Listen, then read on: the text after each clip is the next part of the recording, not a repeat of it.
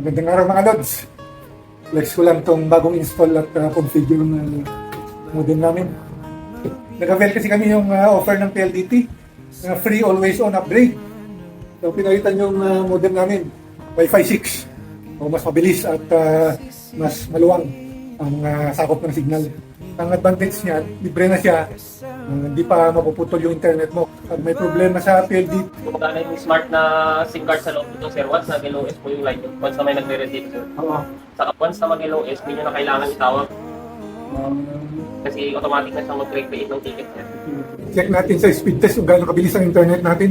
Hintay ng pagkakataon, hahayaan na lang silang Ayun oh. ganda. Download 512 megabytes per second. Upload 730 megabytes per second. Ayos. Thank you, PLDT.